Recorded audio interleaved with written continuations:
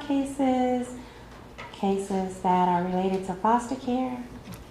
And did you hold that position back in 2015? No, I was the county director for Henry County DFCS.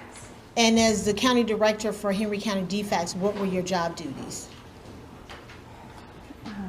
I did the budget, the county's budget, stakeholders, worked with juvenile court judges, looked over CPS, Child Protective Services, and foster care cases. I did everything pretty much related to the leadership aspect. Did you have any direct contact with any of the kids that were involved in DFCS or with DFCS? Not direct contact, no. What about any of the foster parents? Did you have any direct contact with the foster parents? Through Foster Parent Association, I would go sometimes quarterly to their Foster Parent Association meetings to hear their concerns. If it was caseworker concerns, invoices concerns, as far as them getting paid timely. That's pretty much my contact if they had complaints or concerns. Did you carry a caseload at all? No, ma'am. And in regards to the case involving Millie Place and Laila Daniel, did you become involved at some point in time during the process or during the time period that they were dealing with DFCS? Yes. Okay. And how did you become involved? Well, one time was, I'm not sure the time frame, she was placed, Millie was placed in a home where Miss Lambert, she's a foster parent, and we had received an investigation in regards to her having a black eye. Do you recall when that was that investigation occurred? Not a time specific, no. With looking at some DFCS records, refresh your recollection as to that time period. Yes. If I may approve.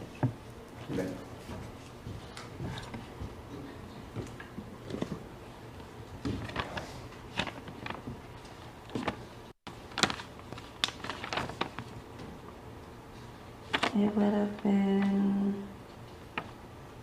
February 29th, 2016. And were you aware of the death of Laila Daniel in 2015? Yes. So this complaint involving Miss Lambert would it have been after the death of Laila Daniel? Yes. Okay. And what is your recollection as to that particular investigation involving Miss Lambert in 2016? That the child had sustained like a black eye. An investigation came in. The caseworker, Ms. Housley, went out and responded. We staffed it. That's where I became involved because it was a special investigation because it involved a foster child. They have to staff it with the county director prior to closure. And what happens during the staffing of a case? They review the investigation.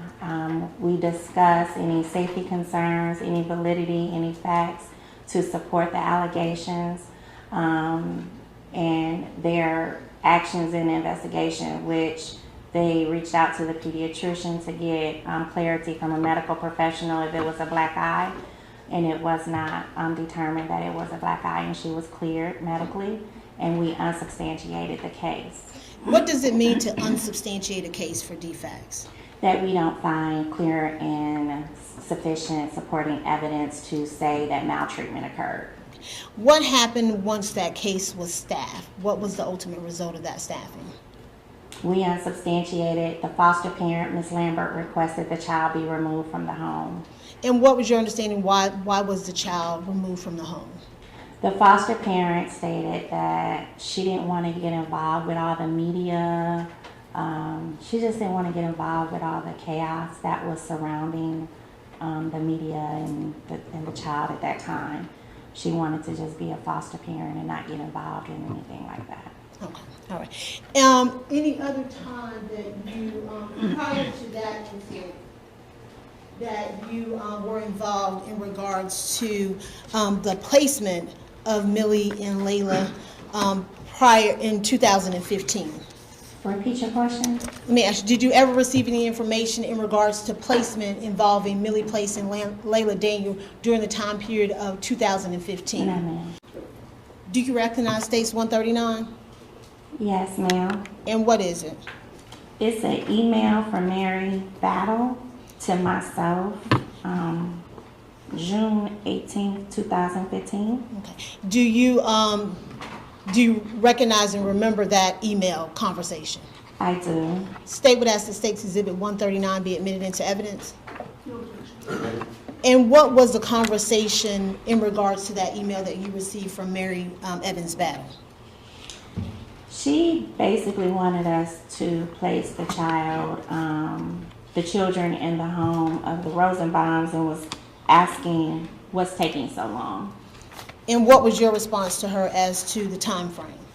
Then we have 30 days by policy to assess a family to determine for the home assessment and to allow my staff, Tamera Warner, and the contractor to do their job.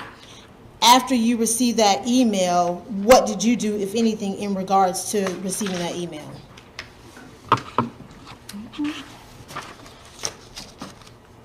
I just asked Tamera and them, did they contract a home eval out? And she said yes, it's still in process. And I said, okay. Let me ask you, did you know either Jennifer or Joseph Rosenbaum prior to receiving that email? No, ma'am. Have you ever had any contact with either one of the defendants? No, ma'am. Okay. And you spoke about there being a process for a home evaluation. Can you tell us what a home evaluation is? A home evaluation is where the department, either we complete the home eval ourselves or we contract it out. And it goes through, we observe the resource home, the dwellings, to make sure there's sufficient bedding, sleeping quarters for the children. If they have sufficient income, they pass a fingerprint live scan, drug screen. We get references, 3 references. We do CPS check, 911 check for residents on 911. We basically assess their parental capacity to be a caregiver for the foster children. And once that home assessment is done, are part of your duties as the director at that time to review all home evaluations? Yes. Okay. At any point, did you review the home evaluation involving the placement of Millie Place and Laila Daniel with the Rosenbaums? No. Okay. I'm going to show you what's been marked as State's Exhibit number 141. Do you recognize that? I've seen it after the fact. And what Yes. is it? It's a home evaluation for Millie and Laila on the Rosenbaums, Jennifer and Joseph. A state would ask the State's Exhibit 140 be entered into evidence. Is it ready? And the number again, please? 140. Oh, I may have misspoken, but it's 140. It's 140. I misspoke. okay. And you indicated, did you ever receive that home evaluation during the time period that it was in the process for approval? No, Was that home evaluation signed by someone? it was signed, yes, by someone. Who was it signed by? Deshae Rice Clancy? And was Ms. Clancy authorized to sign that home evaluation? No, So the home evaluation that was signed in this case, did it go through the proper process? no. Nothing further. Ms. Taylor, good morning. My name is Corinne Mull. I've got a couple of questions for you. With regards to this black eye on 22916, isn't it true that the complaint came from the child's biological mother? I don't recall who the complaint came from, I'm sorry. Okay. With regards to the actual investigation, they took the child to the hospital, correct? In the early hours of the morning. I'm not sure on that, I'm sorry. I just know that we followed up with a pediatrician. Isn't it true that Ms. Lambert and Mr. Lambert asked that she be removed the next day? I don't know if it's the next day, but they did ask that she be removed, And yes. one of the reasons was the media, but another one of the reasons was because Mr. Lambert did not want to lose his job over a false or misleading accusation. I don't recall him saying that. You don't to me. recall any? I don't know that for sure. And was there anything, you've reviewed this home evaluation, have you not, at any point? I have not. During the course of these 4 years that we have been dealing with the Rosenbaum case, you have never looked at the home visit? I looked at it's called the home evaluation. Mm-hmm. I reviewed it after the fact, but it's been 4 years ago. I don't recall And the details of it. I'm sorry. Okay, was there any indication that you do recall that the Rosenbaums would not have been approved or should not have been approved in this home study? There was concerns. They did not, my staff, Tamera Warner, did not screen Miss Rosenbaum's maiden name. And had she been screened her maiden name, her foster care history would have come up, and I would not have approved her on that alone. Let's go back and try and answer the question. With regards to this home study, It's not completed correctly. okay, what is not completed correctly about it? Ms. Rosenbaum's maiden name was not screened. So what they submitted was her married name, and they did not do a background on her maiden name. But with regards to the home visit, the house itself, was there anything wrong with the house? Not to my knowledge, no, but it's more than a house, ma'am, that we do approval for. But your people did approve it, didn't they? It's not approved because I didn't approve it. You didn't approve it, but somebody approved it. Who did not have the authority to approve? What steps do you take to make sure that that doesn't happen? That's an HR matter with DFACS. That goes over my head, and it's already been dealt with. Thank you. Nothing further. All right, thank you. Tamera Anita Smith. And Ms. Smith, let me make sure I note that. Ms. Smith, what is your current employment? I work with State Farm Okay. And prior to working at State Farm, where did you work? with the Department of Family and Children's Services. When you worked with the Department of Family and Children's Services, did you have a different last name? I did, Okay. You've since gotten married, correct? absolutely. All right. What years were you with the Department of Children and Family Services? I originally started in 2007. I worked through 2010. I left to do some other things, and I came back in, I want to say 2013 or 2014. When you came back in 2013 or 14, what county were you working in? I was working in Henry County. And what was your role? I started as a case manager for foster care, and I was promoted to foster care supervisor. In 2015, were you a foster care supervisor? Yes. And can you explain to the ladies and gentlemen of the jury what that meant to be a foster care supervisor? If you will give me a moment, I'm out of breath. I came up the steps. That's okay. Take I'm your sorry. time. The elevator wasn't moving. Do you need some- Summer heat and pregnancy. I'm sorry. That's okay. Take your time. So, being a supervisor, I was managing a unit. I can't remember how many at this time, but we oversee quite a few things. Just the day-to-day functioning, helping with the case managers, just a lot of managerial things. Just it's a number of things that we do. Okay. Were you a supervisor for a person by the name of Samantha White? Yes, I was. And what was Samantha White's role at DFACS? She was a foster care case manager.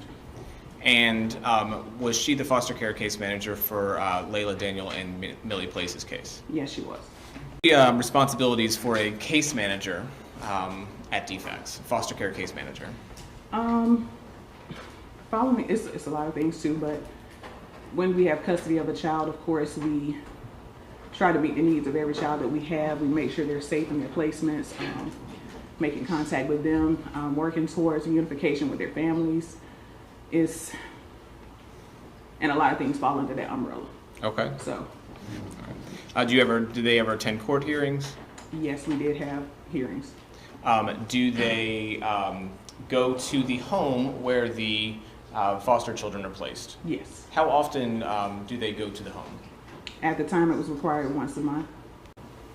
And when they go to the home, about how long, usually, are those home visits?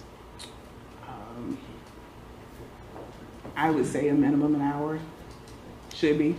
Okay. When they go and do a home visit, what type of things should the case manager be doing at that home visit? You want to first and foremost assess safety. So you want to make sure that the child is also doing well in the placement. You speak with the foster parent to see if there are any issues that have arrived. You look at their room. You look at where they're sleeping. Make sure they have enough clothes. Depending on age, you have to look at other things. You ask about school, if they're school age. It's just the number of things that you have to assess while you're there. Okay. What about if a child is nonverbal, meaning they haven't started to talk, or at least talk very well? Are there any additional steps that need to be taken? Absolutely. When a child is nonverbal, you want to see them undressed. Even if they're in a pamper, you want to make sure you change that pamper so that you can see that child fully unclothed every month. And if a child's nonverbal, should the case manager be doing that at every visit? Every home visit. Do you remember from your time there about how large the average caseload was? Henry County wasn't high that I can remember, but I don't remember the exact caseload at that time. It wasn't as high as when I worked in previous counties. So, outside of that single monthly visit, could there be other visits that the case manager has with the foster parents? yes, sometimes you would make visits say for instance they're involved in other activities, or if they have something at school, if they're school age, you would see them there as well as in the home. Now, Ms. White, what was her level of experience when you supervised her? She was a very new case manager. Did you have any complaints or concerns about her when you supervised her? Yes. And what were those? It was follow-up, making sure that things were done. When we would have a meeting and I would say, oh, this might need to be done, we would come back to the next meeting, and some cases and things still were not done. Can you give us an example of what you mean? Sometimes children need services in the home. We have to make referrals out for them to get those services, for the people to come in and assess the kids. What kind of services are we talking about here, for those of us who aren't as familiar with DFCS? Okay. It just depends on the child again, but a lot of it is in-home therapy, play therapy for younger kids that are nonverbal. It helps us to find out other things, if other things are going on that we might not be aware of. And so one of your concerns was she didn't always have the best follow-up, correct? Correct. Now, when you supervised her, did you ever go out on home visits with her? Initially, when I started, Samantha started around the same time when I started in Henry, before I was promoted. So she actually went out with me as a case manager a couple of times on some visits. But when she was actually a worker, I can't recall going on a visit with her. Did you ever go on a home visit with her to visit Laila or Millie? No, I did not. Now, speaking of Laila and Millie, do you recall the first time that you ever heard about these two children? I don't, other than, they came into care. Okay. Is it, as a supervisor, is it part of your job to know every single kid that's in the foster care system? Yes and no. Okay, explain that. We kind of live through our case managers. So they kind of paint the story for us as to what's happening with the child, what's going on with them and their families. I might not always have direct contact with them as a supervisor. Okay. Were you familiar with the reason why the children were in DFCS care? At this time, I don't recall. I'm sorry, but That's okay. I don't remember. I want to talk a little bit about the placement. Do you recall how the children ended up being placed with the Rosenbaums? Yes, Samantha listed them as one of the people that were a fictive kin. And what is a fictive kin? Tell us a little bit more about that. So a fictive kin is not a blood relative. They're not foster parents, but they're someone that has a connection with the family. And you would typically get permission from the family to say, hey, this is someone that we know, and we would like for our kids to be placed here. What about the screening process to place a child with fictive kin? Is it the same as a foster placement? Foster homes are done differently. We had a person in the office that actually handled all of the foster homes. When we were doing relative placements, we would get what we call a relative assessment. Okay. So what about the training or the classes that the fictive kin are supposed to go through? Are those the same, or were they the same at that time? There are no class requirements for relatives. What about fictive? There are no class requirements.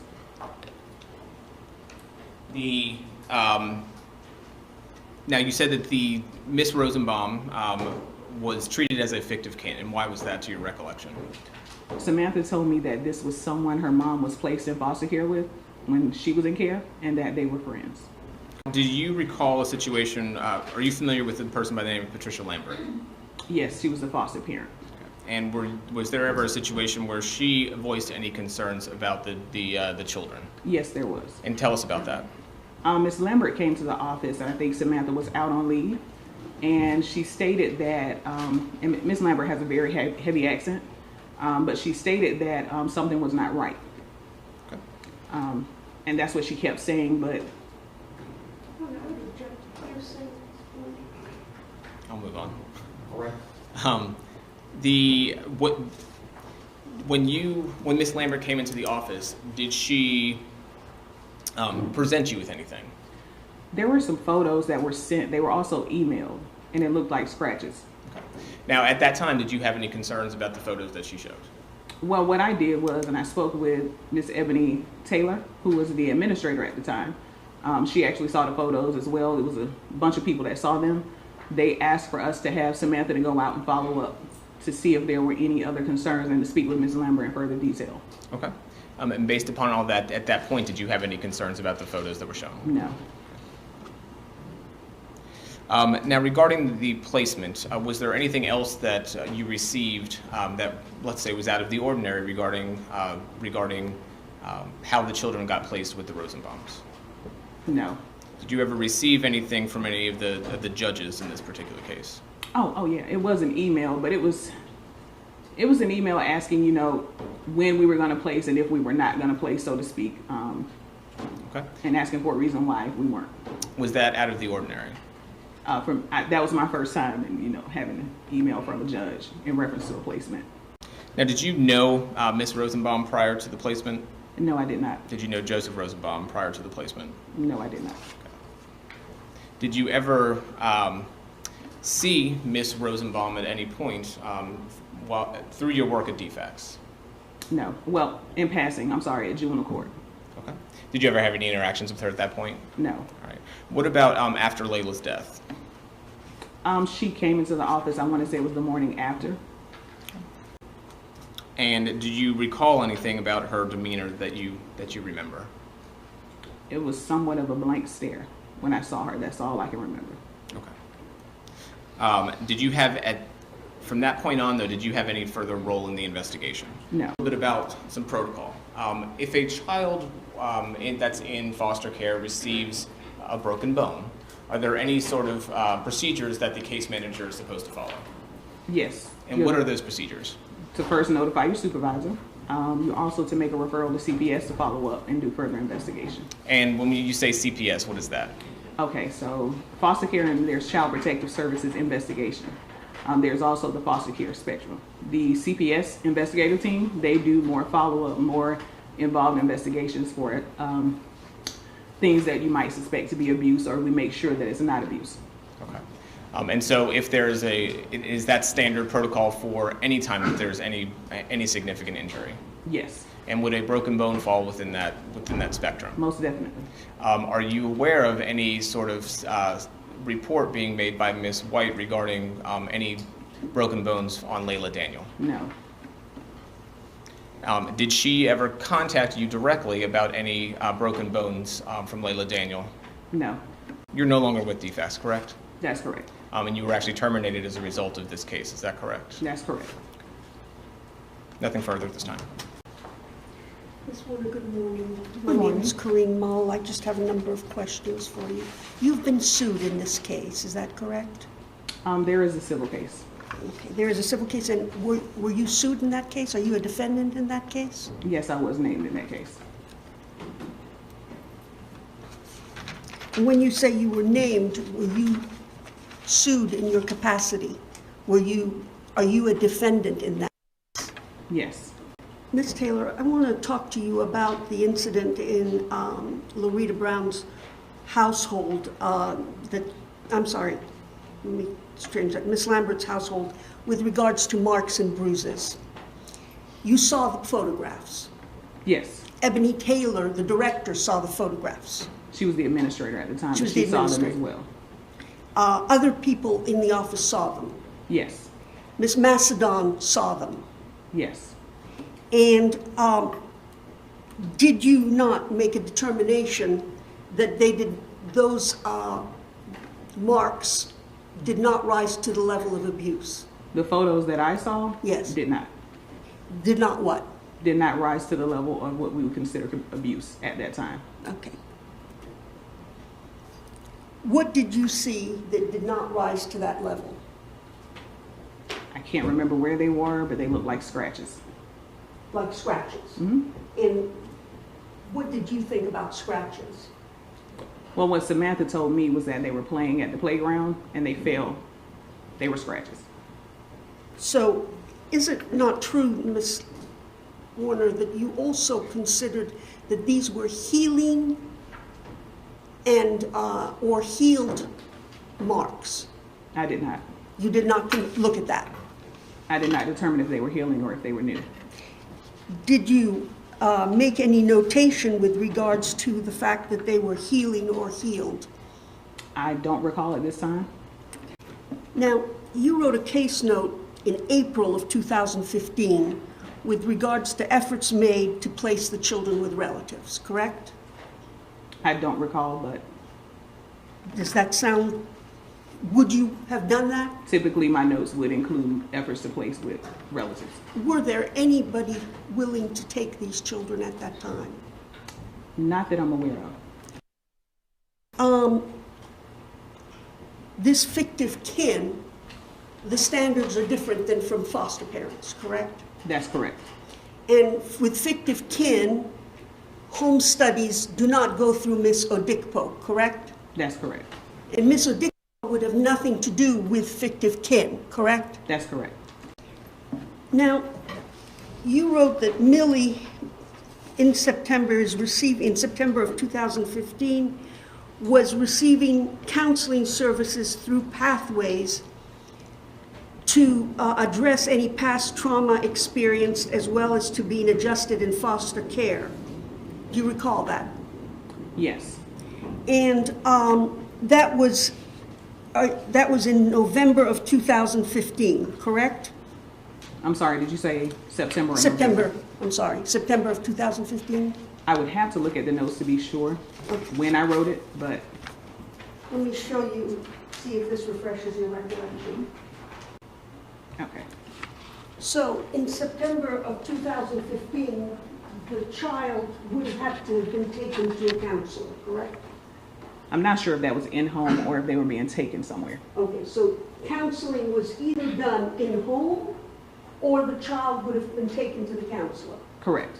And so in September 2015, the child was in counseling at least for a period of time. Correct. You also wrote a note that in August of 2015 that the children were doing well and adjusting to living with the Rosenbaums, didn't you? Yes, and that is from what was reported to me by Samantha White. Now, you have testified here earlier that with regards to Samantha White, you were not pleased with her follow-up. What did you do about it? There was a memo given, a memo of concern. Did you do anything other than that? Other than work with her to try to assist, that was about it, other than just writing it down saying, hey, these are some concerns that we have. But you didn't go out with her to see Millie and Laila? No. You didn't go out with her to see any of her clients, did you? No, I did not. And in fact, you were fired because she was fired, isn't that correct? I don't As know a why I supervisor. was terminated. I just know it was a result of this case. While the children were with the Lamberts, there were concerns about Millie getting very upset when she did not get her way, correct? That is what was reported by Samantha. And that's what you wrote under Yes, your name. during the staffing with Samantha. Laila had begun to hit and pull hair, correct? That is what was noted. It's fair to say, Ms. Warner, that you feel if it weren't for Miss White, you would probably still have your job, correct? No, I don't feel that way. You don't feel that way.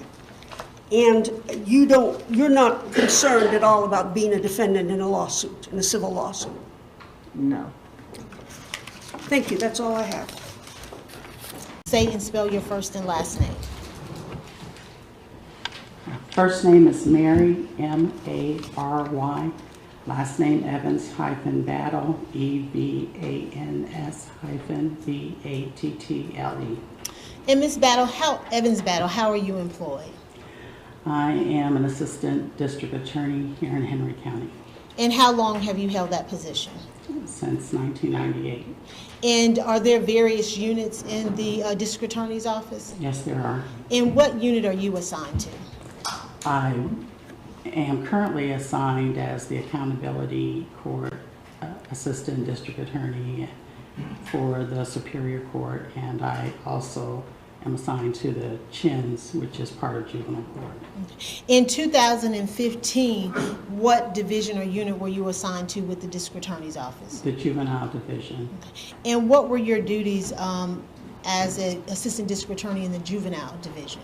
I supervised employees there. We had another assistant as well as an investigator and 2 other staff members. And I was responsible for the day in and day out as to their duties.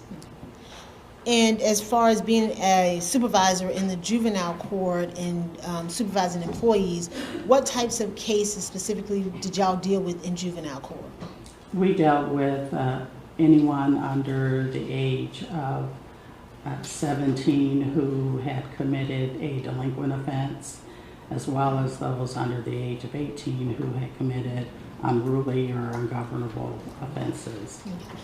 When you say a delinquent offense, what does that mean? In the adult system, it would be a criminal offense. They violated some area of the law. And the unruly?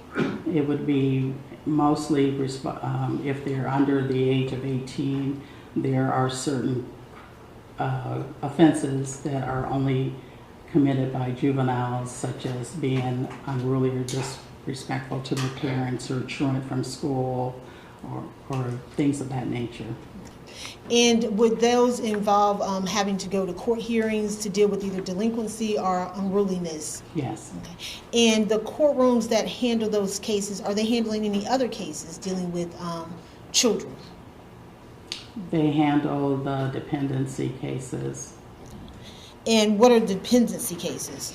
Those are cases in which the child has been found to be deprived or dependent because the parents have not been able to care for the child. And who is normally present for those dependency hearings? There is a special assistant attorney general. There are, defects workers. There are, if there's a cross case between the delinquents, then our office would be in those types of hearings as well. There's the defense attorneys, guardian ad litems that are involved. Would the children involved in those dependency cases sometimes be present? Yes. And what about the parents? Yes. And would your delinquency hearings and these dependency hearings, could they be going on around the same time? Yes. Would there be times, how did that normally occur if they're going on at the same time? The schedule would be that one judge is hearing the dependency cases while the other judge is hearing the delinquent cases. And then at a certain time, then they switch to the opposite. The other judge would hear, the dependency, and the other judge would hear the delinquent cases. So is it possible if you are in the courtroom that you could be present during a dependency case, although it doesn't involve the DA's office? Yes. And at those dependency cases, what type of, evidence is being put up? On the dependency cases? Yes, ma'am. There is usually, it depends on what phase of the hearing process that they're in. If it's, for instance, if it's just the 72-hour hearing, the SAG, or the Special Assistant Attorney General, may be presenting evidence as to why the department is asking for custody of the children, what the deprivation is. other times it could be, a full hearing where the parent has not, it could be a stipulation where the parent has said, yes, I can't care for the child right now. It's okay for DFACS to have them, or there's some stipulation that's going on. It could be a full trial where the parents are denying that they did anything wrong and making the department prove that it was necessary to remove the kids from their home. Sometimes with those hearings, if it's a full trial, involve medical testimony. Yes. In what instances would there be medical testimony that's being heard during those hearings? If there were some injury to the child, if there were some indication that the child was ill, if there were any indication that the parents had some illness that would not allow them to care for the child. The other, I guess, medical kind of testimony might be if the parents were using drugs or alcohol. Those types of evidence would be introduced as well. Okay.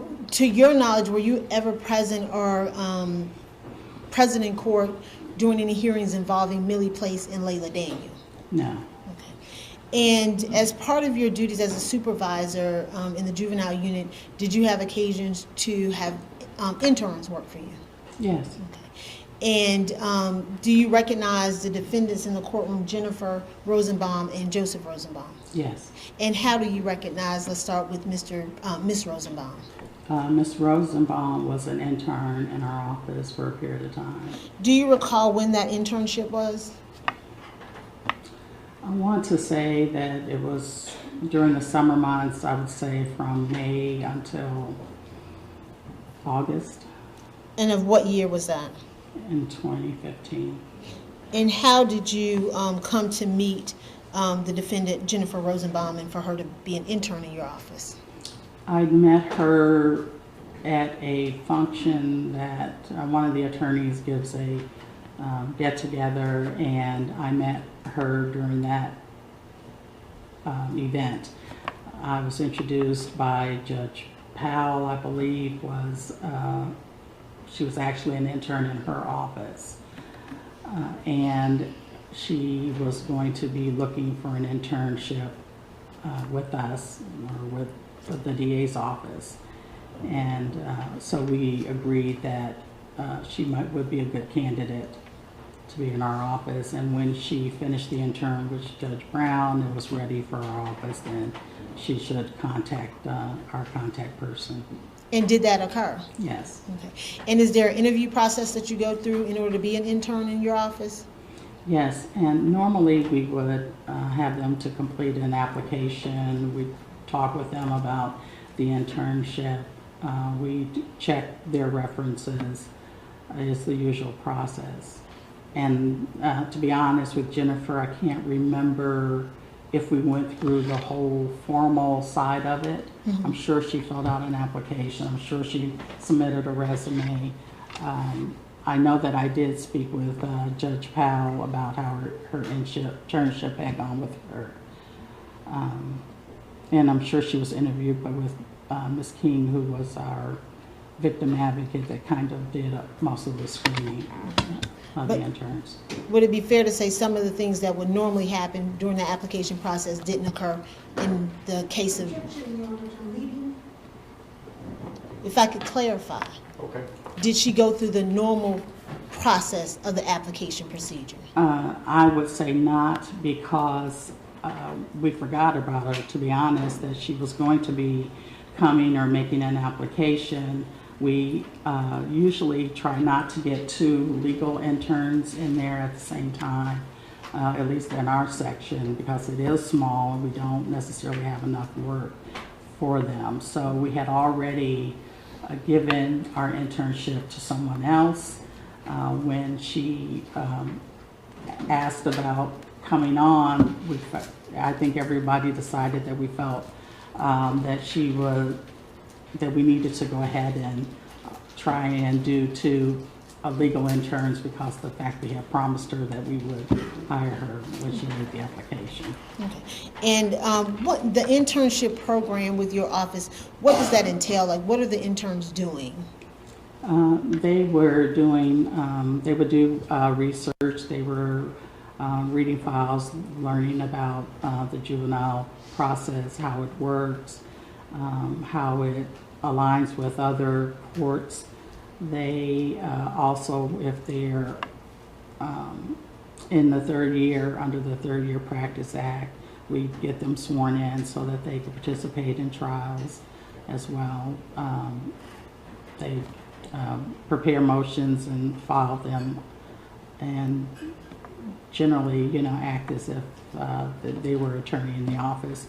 We also did like for them to go to the other courts to get an idea from actually watching the courts how our court differs than from some of the other ones. And was Jennifer, has she been sworn in under the Third Year Practice Act? If I recall, yes, she was. And how would you describe her as an intern? I thought she was energetic. I thought she was eager to learn. I thought she knew the law, that she worked hard. I thought she was a good intern. She asked questions. She had different ideas. She was motivated to look at things and to make suggestions, and I thought she was a good intern. And did she have an opportunity to I guess, participate in hearings and trials? Yes. And did she have an opportunity to do court observations? Yes. How would you describe your relationship with the defendant, Jennifer Rosenbaum? I thought we had a good relationship. I honestly had hoped that we would, I at the time was pretty politically engaged still, and so was she. So we shared some common interests in our community, and I like that about Jennifer. So, you know, I was hoping that we would be working towards not a friendship. I don't tend to would maybe not include her in my friend circle, but I would be as a colleague, as someone to mentor and things of that nature. And were you able to continue that relationship? No, in the sense that once she left the office, I think I only met with her one time after that. And then I had some things I was dealing with. I was with my family. I was out of town, and so we didn't continue a relationship. Did she finish out the internship as planned? I want to say she may have stayed a little bit longer, but she didn't complete it in the normal way we would, because she didn't have an exit interview or any of those things. I believe she left in maybe August, the end of August, I want to say, because I think I met with her like the first week in September, is how I recall it. Do you recall during the time that she was interning, did you ever have any conversation in regards to her fostering children? Yes. Tell me about that conversation. Well, she had indicated that one of the people that she grew up with and or knew from foster care when she was in foster care, that that person had children that were going through the juvenile court process, the deprivation process, and that person had asked her to foster the children, and that the Department of Family and Children Services were working to get that done. And did you continue to discuss that process with her at all? From time to time, as she mentioned it or things happened, we talked about the process that she was visiting with the children, as she started to visit with the children. And that I believe they started overnight visits at some point. We talked about the process when, that's pretty much how we were talking about the process. As they were moving along, we talked about they had to get a home evaluation completed by the department. And that's usually, I believe, done before they have overnight visits. But I think Jennifer may have had an overnight before that happened. At some point, did you get involved in that process in any way? Well, I know that they have been going. My understanding, they have been going through the process for a while, and I did write an email to as the attorney, the director, in reference to whether or not they were on track for doing the home evaluation, because it has to take place in a certain period of time. Okay. And I'm going to show you what's been already marked as State's Exhibit 139, issuance of evidence.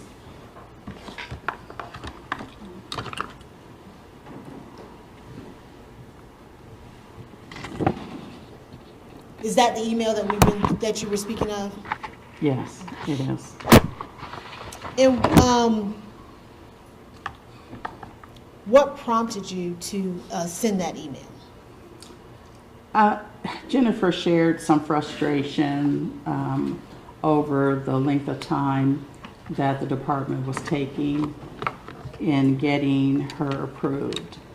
It was my understanding at that time that she was already having overnight visits with the children. And I was on the board for the Department of Family and Children Services also at the time. And we had some discussion about moving kids to more permanent placements. And it was my understanding that she was actually fostering to adopt. So in all of that, with this going on and her frustration, I only asked, about how long they were taking, asking them to, make whatever decision they're going to make, but just move. Just asking if they were moving forward. Okay. And you say your understanding was that they were fostering to adopt. Yes. In your, in experience, is there usually a reunification plan in place when there's a foster to adopt scenario? So you would still have that? Yes, you can still have that. And who indicated to you that this was a foster to adopt plan? Jennifer did.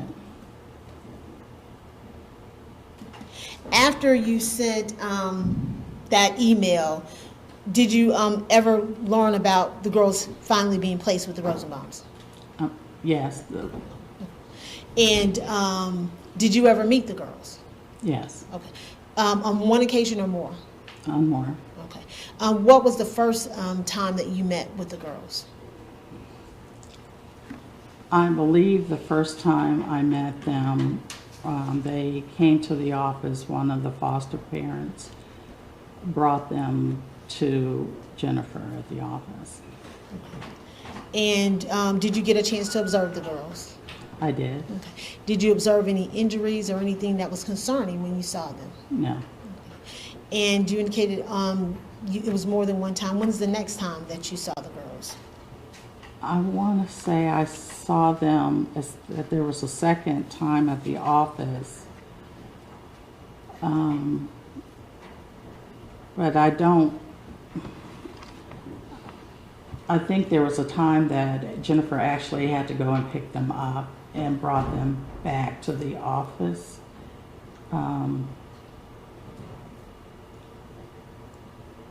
But I can't remember whether or not they were, in the car, or if they were outside the car, but they probably came into the office, but I just can't really remember. But those were the only two times I saw them together at the office.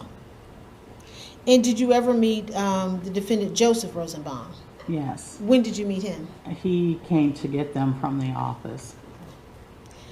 Once the girls were placed with the defendants, did you ever have any conversation with Jennifer about how things were going? Just probably general conversation. Maybe I don't recall anything specific. I know that I talked with her about just the care for them. I had some type of, and I don't know what point this was, but there was something I had gotten that she put out on the ground if you're away from home for the child to lay them down to change their diaper. I mean, we talked about having something in handy like that, and but more specific, I couldn't tell you. Okay. And you indicated that you saw the girls 2 times in the office. Did you ever see them outside of the office? I saw them in the back of the car once when Jennifer dropped my daughter off at my home. And I saw them at McDonald's after she stopped working for our office. We had lunch, and I saw them there. Was it McDonald's? Chick-fil-A. I can't even remember the restaurant, but we met for lunch, and they were with her at that time. Do you recall what month it was? I want to say it was the first part of September. And when you saw the girls at that time, did you observe any injuries to them at all? Millie had the older one had a bruise or something right around her eye, but I don't recall if Laila had any injuries. Did you ask or inquire about that bruise on Millie's eye? Yes. And what did you learn about how that occurred? She indicated that she forgot and didn't have the gate across the top of the stairway, and that she had fallen down the stairs. Did she indicate to you whether or not she had to seek any medical treatment as a result of that fall down the stairs by Millie? No. Was there another occasion, you said an occasion where you saw them in the car when she was dropping your daughter off? Yes. Was that before or after this incident in September? Before. The time when she was dropping your daughter off, tell me about that and how your daughter came to be with Jennifer Rosenbaum. My daughter, we were having some issue because she was pre-diabetic, so we're talking about what she's eating and things like that. She seemed to like Jennifer and as well as the other intern. So Jennifer made her a deal that if she did what she was supposed to, was eating correctly, trying to exercise and do some of those things, that she would take her to the movies. So it ended up that Jennifer was able to take her to the movies. How old is your daughter?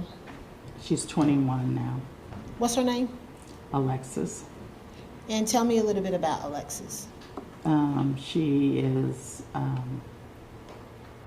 she's, can be very humorous. She's really a sweet child. She is 21. She probably looks a lot younger. She is mildly mentally impaired. And is a disability, of course, and she has to live with that. So she probably, most people think she's about 12 once they, start talking with her, but she, is older.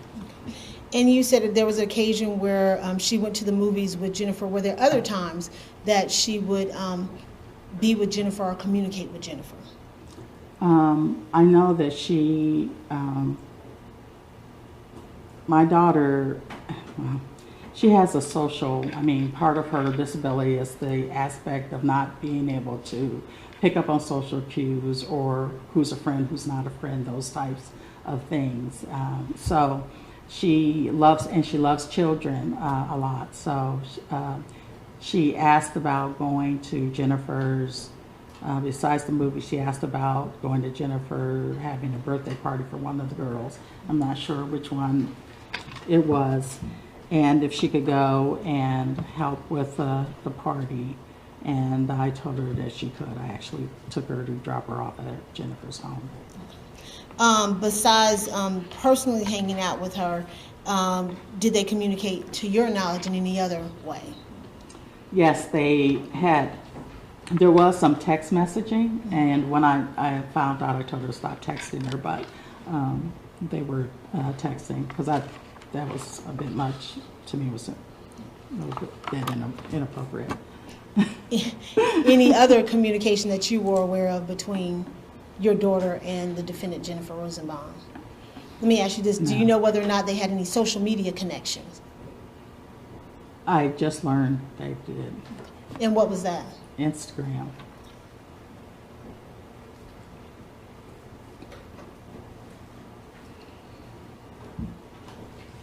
Okay, no further questions at this time. Thank you.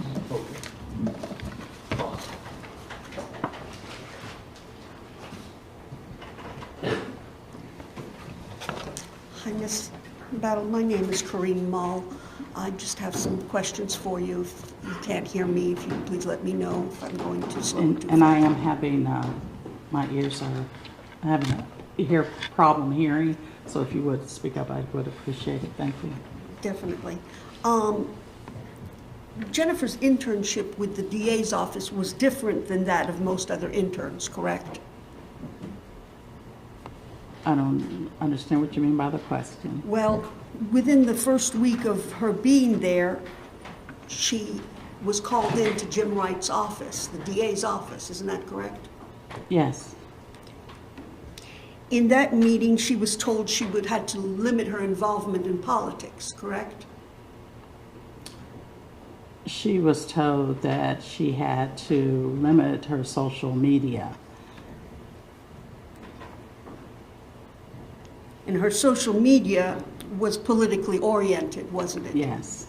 So it's fair to say that she was told to limit her I would involvement. object, Your Honor, unless she was personally there and was a part of that conversation or that meeting.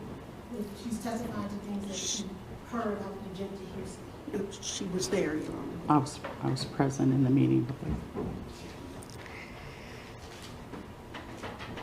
So basically, she was told not to make any political social media posts, correct? Correct. And by not speaking out at Board of Commissioner meetings, she was asked not to do that, correct? I don't know that she was specifically asked You not don't to remember? speak out at those meetings.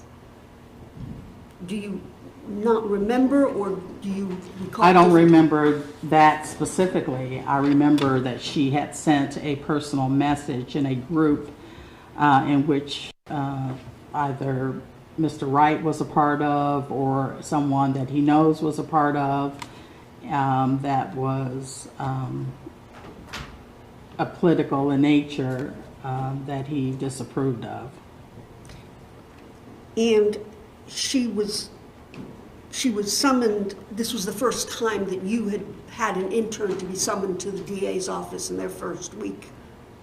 I'm not going to, first of all, say it's the first week, but it's the first time that I've ever had an intern summoned in reference to a discipline issue.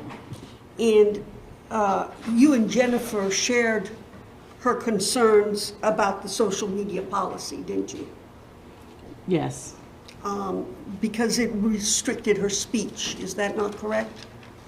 yes, And during Jennifer's time at the DA's office, she was called back to Mr. Wright's office once again, wasn't she? A second time.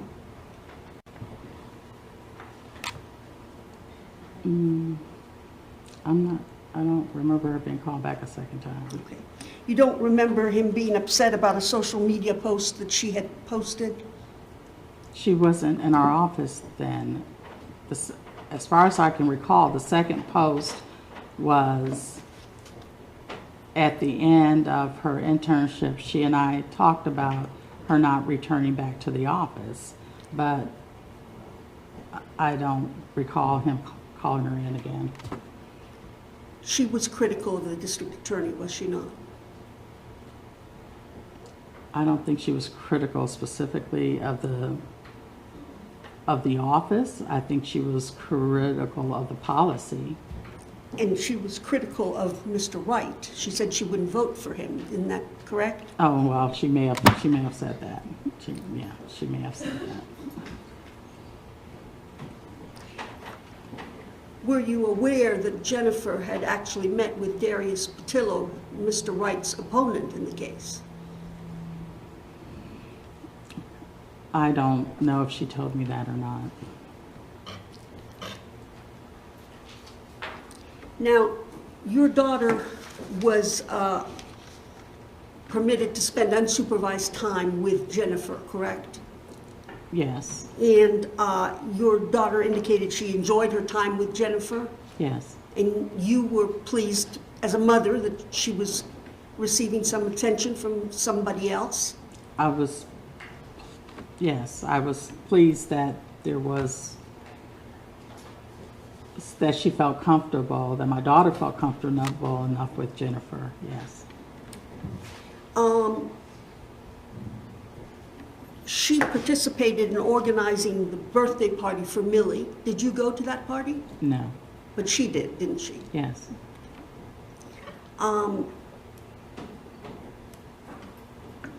With regards to the application process, she had to pass a fingerprint background check, didn't she?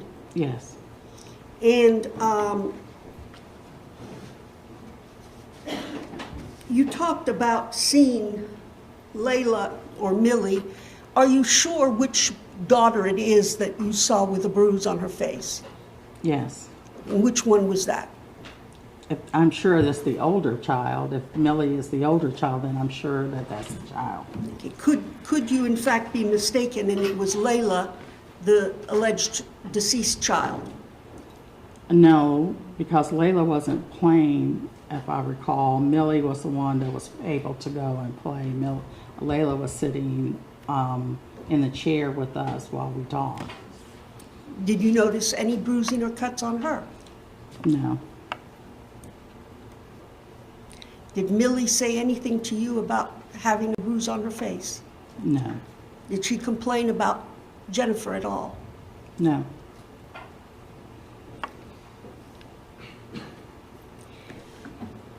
You had even considered recommending Jennifer for the board of directors for defects, correct? Yes, And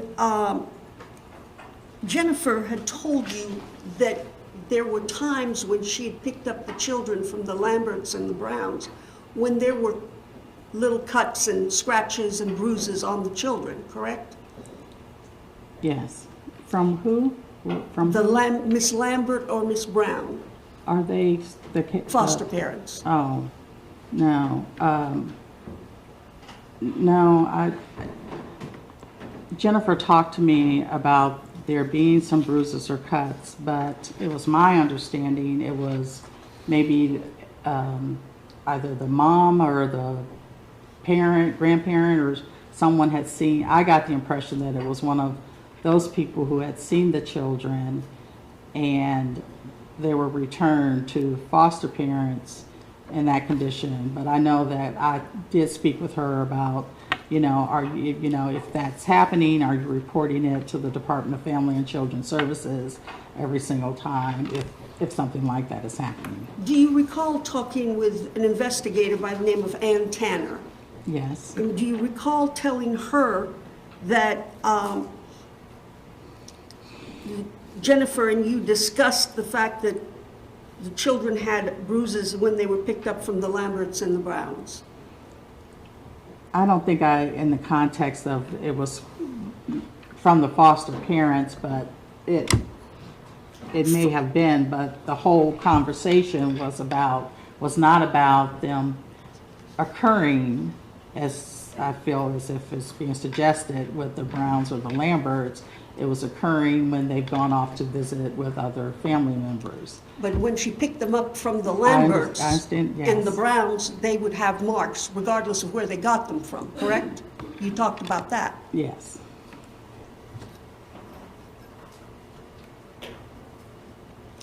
Now, you said you saw this bruise on Millie's face. Did you report it to anyone? No. Did you email DFACS? No, I didn't. Did you call DFACS? No. Did you call the police? No, I didn't.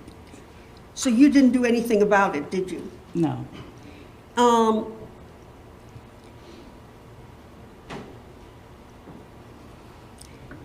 You have, since there's been an investigation of Jennifer Rosenbaum's time in your office, and isn't it true that you've told DFACS, Ms. Hicks King, that Ms. Rosenbaum, carrying the load she did not appear stressed at all?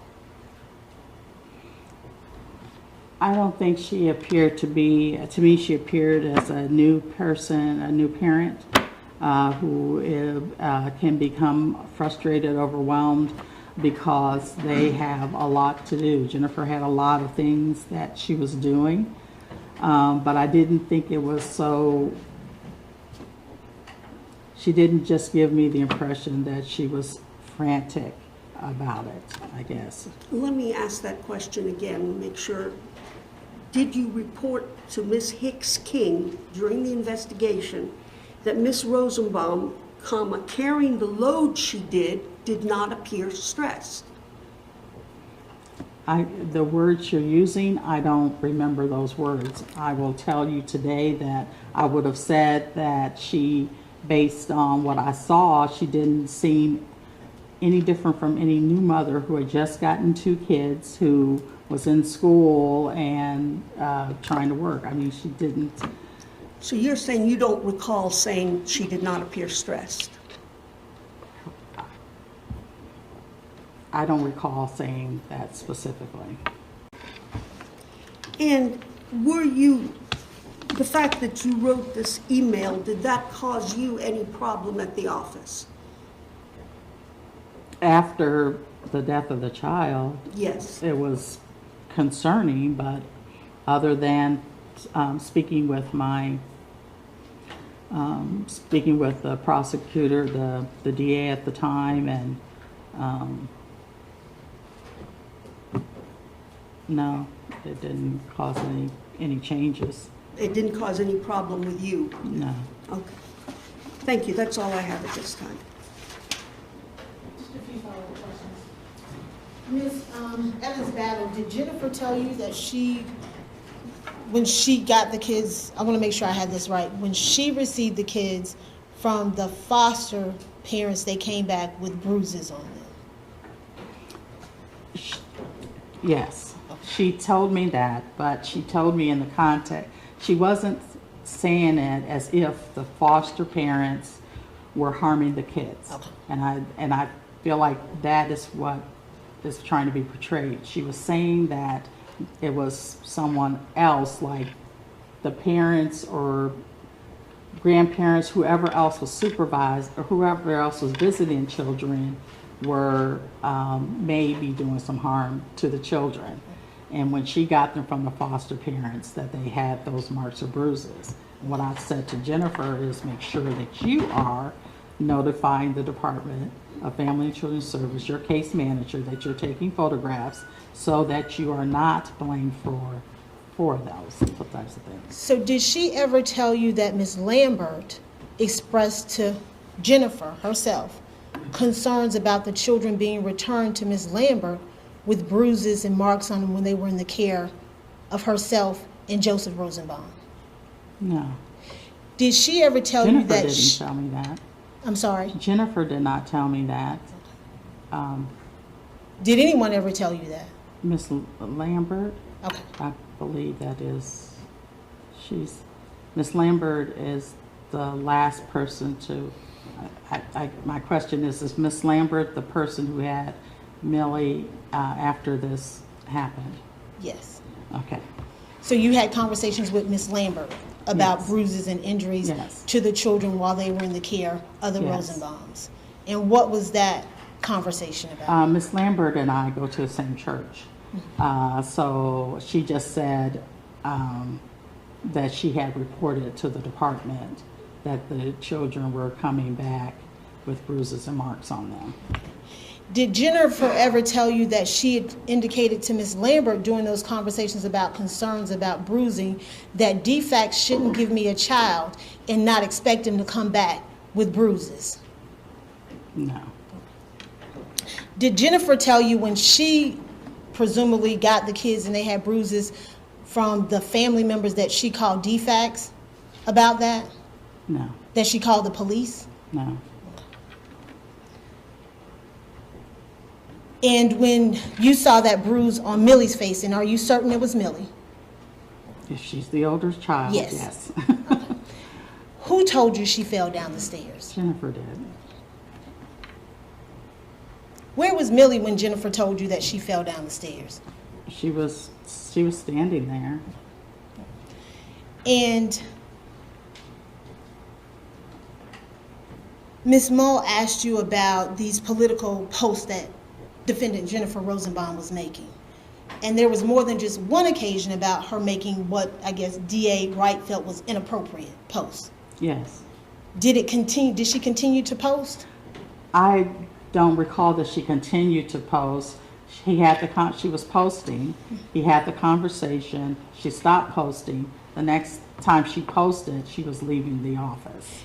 And when you say she was leaving the office, tell me about how that occurred. She posted, and I want to say I called her and said, and I don't think she came into the office after the post. And I believe I called her and said, Jennifer, you can't, I saw the post, you can't do that. And she said she wasn't coming back into the office anyway, so it didn't matter.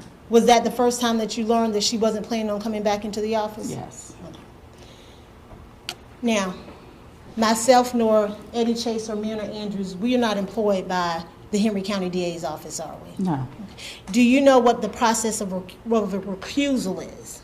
Yes. Okay. Tell me a little bit about that. Well, if the department or if anyone find that they have a conflict of interest in the case, then they are to recuse themselves, which remove themselves from the case so that there's no indication or of anything improper going on. So there's no indicia of propriety. And did Henry County District Attorney's Office recuse themselves from the case involving Jennifer and Joseph Rosenbaum? At this time, yes. Do you know when that recusal occurred? When? Yes. I believe early on when Mr. Patillo took office, this was, yes. And once a DA's office is recused from a case, what part do they play in any decisions about how that case will be handled? Oh, none. Thank you, nothing. So you have spoken to Ms. Lambert since this case came to the forefront? I spoke with Miss Lambert right after. I'm not sure whether or not she had been arrested, but I want to say it was in the early part of December of 2015. Did she tell you that Millie had said to her that Joseph had hit her on the back? Did she tell you that? I don't remember In that. fact, she didn't tell you that, did she? I don't think we talked any specific. I wouldn't have talked with her any specific because that was just a statement that she made, and I kind of scurry away. But you did discuss with her what you talked about on direct. Yes. So you did talk to Miss Lambert, Yes. and she never mentioned to you that Millie had told her Joseph was pounding on her back. Not that I can recall. And she didn't tell you that she believed Jennifer was drinking and was hauling the child up by the arm up the stairs, did she? No. Thank you, that's all I have. Anything else? Nothing further from the staff. Thank you, Ms. Please lower your hand and state and spell your first and last name. Alexis Battle, And Alexis, how old are you? 21. And Alexis, do you know Jennifer Rosenbaum? Yes. And how do you know Jennifer Rosenbaum? She was an intern at my mom's office. And when did you meet her? I don't know when. Where were you when you met her? At my mom's office. And were you and Jennifer Rosenbaum friends? Yeah. What type of things would you do? Just talk. I'm sorry? Just talk. Just talk. And where would you be when you talked? In the office. Did you ever talk to her outside of the office? We text on the phone. That's Okay. about it. Did you ever go anywhere with her? hmm Where did you go?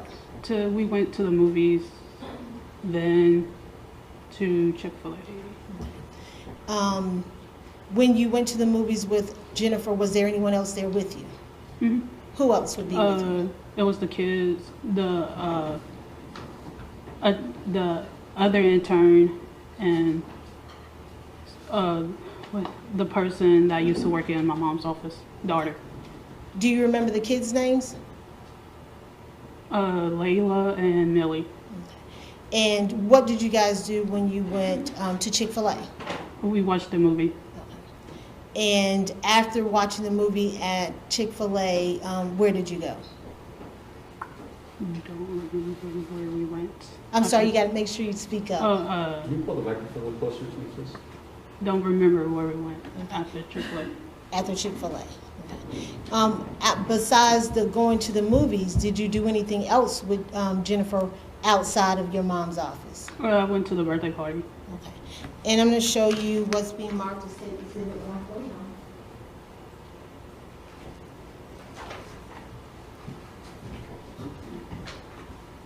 And do you recognize that? Yes, say yes. or no. Yes. And what is it? The party. I'd ask that State's Exhibit 141 be admitted into evidence. And you object? Admitted? You may pause. And if you look behind you, you'll see State's 141. Is this a photograph from the party? Yes. Okay. And where are you in that picture? Right there on the sofa. Is that you in the blue shirt? hmm And after the party, or while you were there at the party, did anything happen? No, that. No, How- no.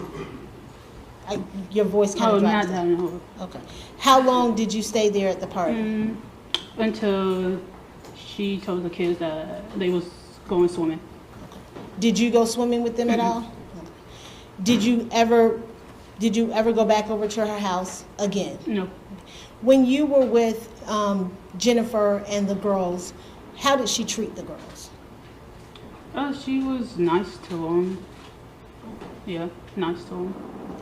Did you ever see her yell at them? When was that? The Chick-fil-A. That's about it. What happened at the Chick-fil-A? I guess Millie. What's the name?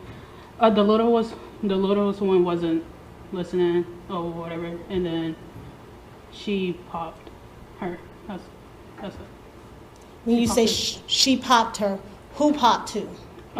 Miss Jennifer popped Lily. What the littlest one name? Layla. Yeah, Laila. Where did she pop Layla at? On the butt. What did she pop her with? Her hand. Did she pop her once or more than once? Once. I didn't hear you. Once. Okay. After that, what did Layla do? She started crying. And what did Miss Jennifer do? Nothing. I know you said that you would text with Miss Jennifer. Do you have social media? No, only Snapchat. Did you have Instagram in 2015? Mm-hmm. Okay. And who were you and Miss Jennifer friends or follow one another on Instagram? Yeah. Okay. And did you ever? What's being marked as exhibit number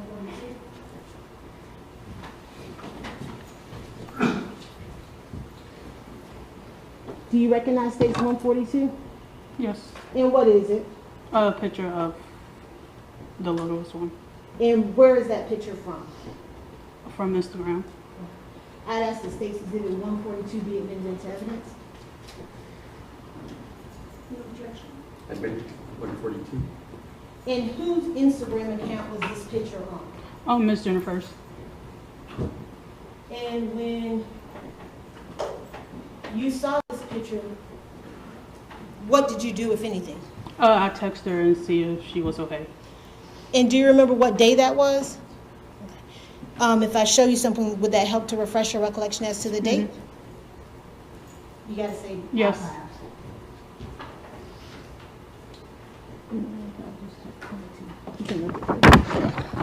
Do you see the date on there? Yes. What was the date? August the 12th, 2015. When you sent the message, what did you say? I just asked her, was she okay and how did she get the bruise? And when you say a bruise, what bruise were you talking about? Like on her face.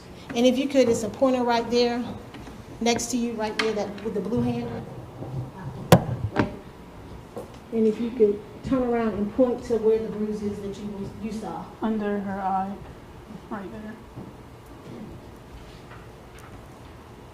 Did the defendant, Jennifer Rosenbaum, respond back to you? Mm-hmm. And what did she tell you? She said that she fell down the steps. Okay. Did she mention anything about having to take her to the hospital? No. Did she mention anything about her having to get an IV? No. Okay.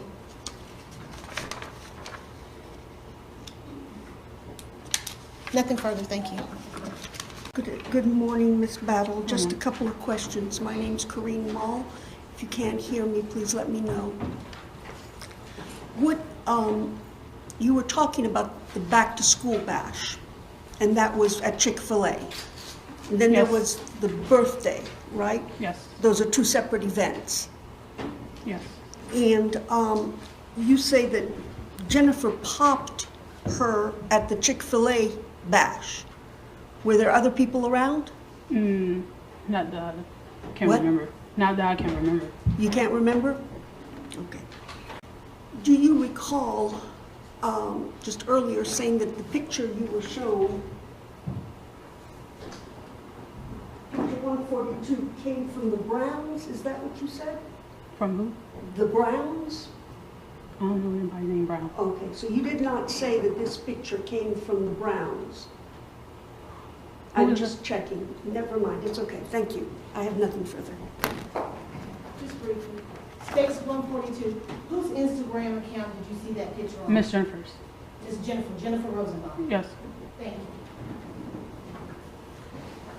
Anything else? Nothing further from the State. That's for the defense. All right, thank you. You can step down.